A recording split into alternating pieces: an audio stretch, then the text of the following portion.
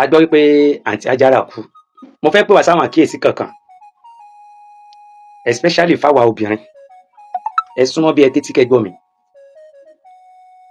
Kéré ẹlòmíì ló máa ń finá sórí òrùlé sùn. Ohun tọ́nà pa arábìnrin yìí, ó láìsàn nínú ara kó tó di oyún wọ̀. Àìsàn tó ní nínú ara àyè ọ̀tọ̀, oyún tó wá wọ̀ àyè ọ̀tọ̀. Gbogbo wa la mọ ìṣẹ̀dá bọ́lọ́run ṣe ṣẹ̀dá ọmọbìnrin yìí. Bọ́lọ́run ṣe wá ṣẹ̀dá ẹ̀ yìí àti gbé oyún dúró ó máa ń lágbára. Àkọ́kọ́ ẹ rí wípé ìlóyún rẹ̀, tẹ́ bá wo ṣéèpù tó ní, oyún tó ní, àbí kí n sọ pé ọmọ tó fẹ́ bí, ọmọ tó gbé sínú, tó bá ní kó bí gan, ó ṣeé ṣe pé ọmọ yẹn má sí láyé, tàbí tó bá ṣe pé ó bá máa bí ọmọ yẹn ní kògbókògbó. Kí ló wá fà á tó fi máa rí bẹ́ẹ̀? Nítorí stature bó ṣe wà ní. Nítorí pé àkọ́kọ́ ọmọ máa expand nínú oyún, yóò máa tóbi, ó máa expand. Tó bá wá expand, àkọ́kọ́ àǹtí Ajára ó ní ikùn kékeré ló máa ní, bẹ́ẹ̀ ààyè tó yẹ kí ọmọ fi expand nínú rẹ̀ kò sí. Títóbi tí ọmọ yẹn ń tóbi ló fa ìlèmí dáadáa tó ní, tó fi fún lọ́stíjìn. Àìlèmí dáadáa rẹ̀ oyún tó ní ni o.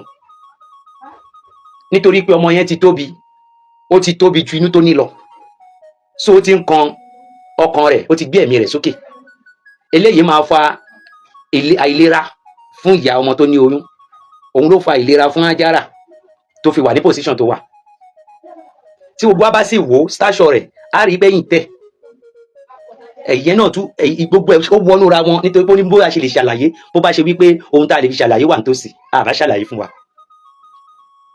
So tóbìnrin bá fẹ́ lóyún, tó bá wà nínú critical condition kan, kọ́kọ́ gbìyànjú kó treat ẹ̀ before kó tó lè sọ pé o fẹ́ jẹ́ kó oyún dúró.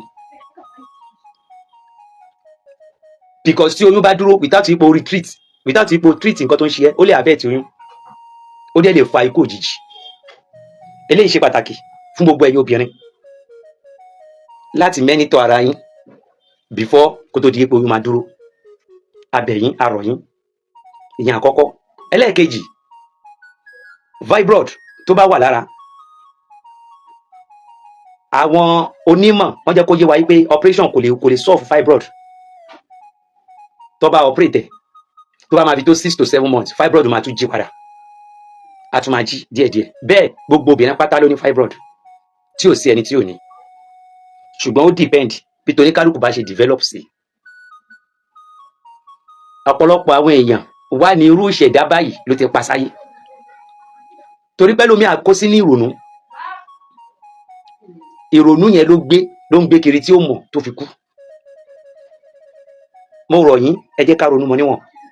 Ẹ tún má gbàgbé pé wẹ́dà àsìkò yìí ó le o. Bó o bá ronú púpọ̀ jù pẹ̀lú wẹ́dà yìí, ó lè já ẹ̀mí kúrú o. Àwọn amòfin, àwọn ló jẹ́ kó yé wa bẹ́ẹ̀. Nítorí pé ká má gbàgbé pé kidney tó ń supply ẹ̀jẹ̀, omi, gbogbo ẹ̀ inú ara ni, iṣẹ́ ló ń ṣe. Tó bá ti di hot water weather báyìí, overwork ló máa ṣe. Tára yẹn ò bá tún wá dá pé, ó ṣeé ṣe kó lè fa ikú àìtọ́jọ́. Kọ́lọ́run má jẹ́ kó jẹ́ tiwa. Kò wá ń ṣobìnrin nìkan lọ̀rọ̀ yìí bá wí, ó bá àwọn ọkùnrin náà wí. Tó bá tásìkò tó yẹ kó lọ ṣe general check up of your system, gbìyànjú kó lọ ṣe. Má máa wo owó tó ní lápò, ẹ̀mí tó bá ń bẹ láyé ní náwó. Tó bá lógún kan ni kó lò, gbìyànjú kó lò, kó lè save life ẹ. A rí ọ̀pọ̀lọpọ̀ ọlọ́kadà, ó máa ní nǹkan tó ń ṣe inú ara. Ọlá wípé ó ń wonú owó, bóyá tó fẹ́ deliver àbò ní target tó fẹ́ pa kóṣù tó parí, kò ní lè fúnra ẹ̀ ní ìtọ́jú tó péye. Yóò wá di wípé ọ̀pọ̀lọpọ̀ yóò wá jáde, a máa gbórí lórí ọ̀kadà báyìí, ibẹ̀ ló máa dákẹ́ sí. Àìmọye ló ti kú sínú mọ́tò go slow, àìmọye ló gbé mọ́tò ara rẹ̀ jáde kúrò nílé, táwọn èèyàn ń wò gẹ́gẹ́ bíi pé ara pé, tí wọ́n sì mọ̀ wípé ẹ̀ ti damage. Mo rọ gbogbo ẹ̀yin àwẹ̀ èèyàn, ẹ jẹ́ ká lọ máa ṣe check up wa lóòrèkóòrè. Tó bá jẹ́ pé àgbo ló mọ́ bẹ́ẹ̀ lára mu kó máa lò, dákun máa lò. Yàtọ̀ sáwọn àgbo damage tí wọ́n ń bù kiri lórí igbá o, tẹ́ ẹ̀ mú kiri lórí àwọn ìyá alágbo yẹn. Kéri ọ̀pọ̀lọpọ̀ egbòogi tí wọ́n ń lò ló ti bàjẹ́, tẹ́yìn fún ara yóò mọ̀, tẹ́ẹ̀ sì ń kó síkùn. Ẹ jẹ́ ká ṣọ́ra níbẹ̀ náà.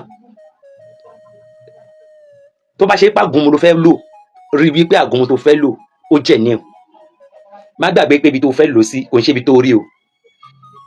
Bákan náà tó bá fẹ́ lo tablet ṣàkíyèsí dáadáa bó bá jẹ́ tablet ló fẹ́ lò ṣé kò ń ṣe tó ti expired, má para rẹ lọ́jọ́ àìpé o.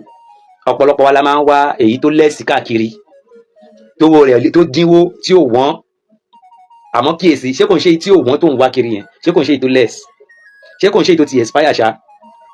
Má gbàgbé pé ibi tó fẹ́ lò sí tó bá ti ní kọ́lọ́fì kan billions of naira ní òwòsàn o, ló fi jẹ́ pé ogun tó bá fẹ́ tì bẹnu pátápátá rí àrídájú wípé nǹkan tó dáa ni.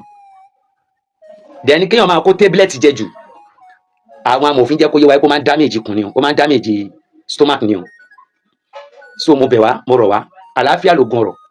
Tí ẹ̀yà ara kan bá sì ti mẹ́hẹ̀ gbogbo ara ó wà ní òjòjò, tíbi kan bá ti mẹ́hẹ̀ nínú ẹ̀yà inú gbogbo ara ti wà ní òjòjò. Mo bẹ̀ wá nítorí Ọlọ́run lọ tọ́jú ara ẹ̀. Tó bá jẹ́ pé egbòogi ló fẹ́ lò rí wípé egbòogi tó fẹ́ lò yìí ó dúró re, ibi tó ti fẹ́ rà ó dúró re. Ọ̀pọ̀lọpọ̀ yín lẹ máa ń ra egbòogi nínú go slow débi pé tó bá fẹ́ wá ẹni tó ta egbòogi fún yín wọn ò ní rí, ìwọ ló para rẹ kì í ṣèyàn. Ọlọ́run ò ní jẹ́ ká fọwọ́ ara wa ṣera wa o. Mo bẹ̀ wá mo tún rọ̀ wá, àlàáfíà wa ó ṣe pàtàkì. A kàn ń gbọ́ ikú ẹlòmíì pípẹ́ ẹlòmíì kú ìkan tí ń ṣe inú ara tẹ́lẹ̀ kó tó kú. Ẹ jẹ́ manage ara mi, òun ló pa ẹlòmíì. Please mo bẹ̀ ọ́ má manage ara ẹ mọ́. Even ordinary headache tó bá ti lo paracetamol tó ti rí wípé paracetamol yóò gbé, tọ̀ àwọn onímọ̀ ìjìnlẹ̀ lọ. Bí mo ṣe jẹ́ alágbo yìí mò ń gba abẹ́rẹ́ mò ń gba drip nítorí pé méjèèjì náà ṣiṣẹ́ wọnú ara wọn ni. Ohun tí abẹ́rẹ́ bá ṣe àbí drip bá ṣe tó ṣe ní ṣe wípé prevent, èmi náà wá lọ lu àgbo sí i màá fi cure. Èyí tí mo kọ́kọ́ lò yẹn á kọ́kọ́ mú system mi balance, màá ṣe wá lọ lu àgbo màá fi kó ẹ̀kọ́ mẹ́, á jẹ́ kí èmi náà ní àlàáfíà. Àmọ́ mo bẹ̀ ọ́ nítorí Ọlọ́run má ṣe àwọn owó débi wípé ò ní lè tọ́jú ara rẹ o. Owó tó ń tọ́jú yẹn tó bá ṣe wẹ́ ló ń sìn, àwọn ẹni tó fẹ́ pín ti wà nílẹ̀, kódà ó ṣeé ṣe kó má kàn ọmọ tó bí o. Kélé yìí máa jẹ́ message fún gbogbo àwa ẹ̀dá àtọkùnrin àtobìnrin, ìwọ obìnrin tó ò fẹ́ ṣopó, má gbìyànjú máa ra àwọn nǹkan amára yá yẹ́gíyẹ́gí sínú ilé yálà fún ọkọ tó bá dé láti fi ṣe lálẹ́. Ẹlẹ́ẹ̀kẹta tí mo tún fẹ́ brief ń bẹ̀, bí wẹ́dà ṣe wà bó ṣe bí gbogbo wẹ́dà ṣe ń hìtì yìí, tó bá ṣẹ̀ṣẹ̀ wọlé má sáré máa dá mi sórí. Kódà tó bá fẹ́ da ipò wọlé láti inú hit tó wá omi tó lọ́wọ́rọ́ wọ̀n bá kó tó fi ṣanra. Àwọn scientists jẹ́ kó yé wa wípé bó o bá fomi tó tutù tó bá fi wẹ̀ yóò máa lọ store àwọn bacteria kan sí ara tó sì máa ń fa ìdágúnlẹ̀ àìsàn fún ni. So kọ́lọ́run ṣe dáadáa fún wa, a ò ní fọjọ́ ọlọ́jọ́ lọ, a bẹ̀ wá a rọ̀ wá lọ tọ́jú ara rẹ lásìkò tí wẹ́dà gbóná yìí. Má fi ẹ̀mí ara rẹ ṣeré, má wò wípé ẹ jẹ́ n gbìyànjú ẹ jẹ́ n try. Ibi tó ti ń try tó bá ṣe wípé ohun tó ń ṣe ẹ́ nínú ara ó ti wà critical, ó ṣeé ṣe kó má lè gbé ẹ̀tì yẹn débi tó ń lọ. Lẹ́fi máa rẹ́ lómi wà ní ṣubú lẹ́gbẹ̀ẹ́ títì ó kú síbẹ̀, lẹ́rẹ̀ lómi ó wà lórí ọ̀kadà ó gborí lé ọwọ́ ọ̀kadà ó kú síbẹ̀, ẹ̀rọ mi ọkọ̀ páàkì mọ́tò ni ó dẹ̀ gborí lé rí sí ẹ̀rìn ó kú. Kò ṣe pé ẹsẹ̀kẹsẹ̀ ní nǹkan ṣe, kí ló fa ikú òjijì fún tí ó bá ń ṣe wípé ó ti ní àwọn feelings yẹn nínú ara àmọ́ tí kò kákún. Mo bẹ̀ wá nítorí Ọlọ́run, tẹ́nítìn bá ti ń ṣiṣẹ́ nínú ẹ̀ẹ̀tì ẹ̀ máa gbìyànjú dákun máa tọ́jú ẹ̀ nímọ̀ tèyìnbó àti mọ̀ ti Yorùbá, sì ṣọ́ra fún overdose oògùn lílò yálà tèyìnbó àbí tó ti Yorùbá. Gbogbo àgbo pápátá ló ní òdiwọ̀n, kò ṣe kákan máa mu àgbo ṣá, ó máa ń ba ìfun jẹ́ o.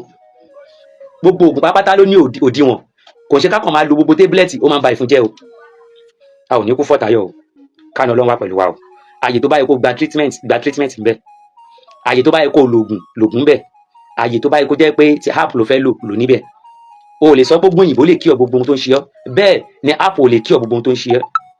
Káàánú Ọlọ́run kó wà pẹ̀lú wa o, a ò ní ṣubú dànù.